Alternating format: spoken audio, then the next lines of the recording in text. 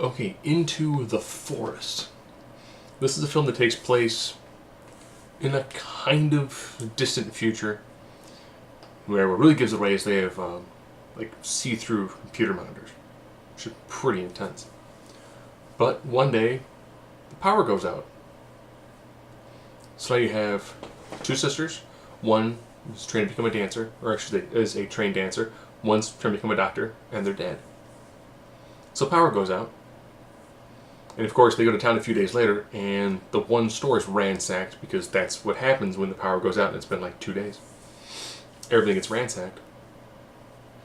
So they're trying to survive at their house, which, as they describe later, is, given the age of the vehicle, I'd probably say it's maybe 40 miles away from town. So their forest area is heavily, heavily forested. So it's just them trying to survive. They do lots of jumps in time, like, oh, here's a jump 2 months into the future. Here's 6 months into the future. Here's, So every time they do the time jump, you can see they're finally starting to realize they're going to become more self-sufficient. But it takes them a very long time to actually realize that they live in a really nice house with a library that's going to help them figure out what to do with everything surrounding them.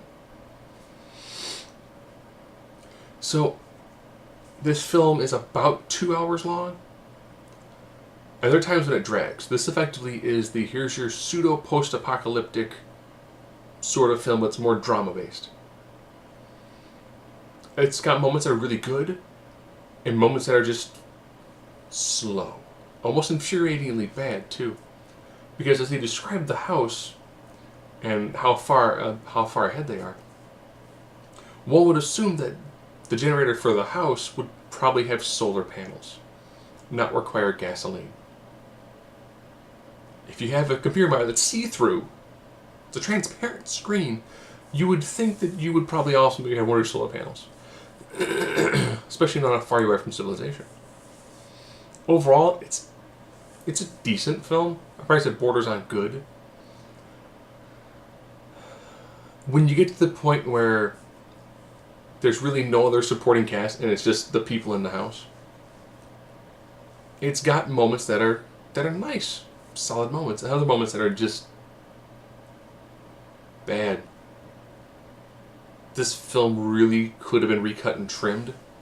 At like an hour and 50 minutes, even like an hour and 45 or 40, there are some scenes that just seem to take a really long time.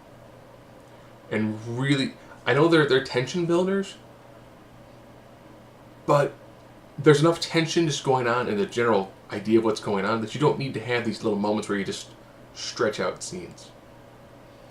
So I say this film's worth a watch. It's a unique take on the pseudo post-apocalyptic feeling, where society's been turned on its head, and overall it's a decent film.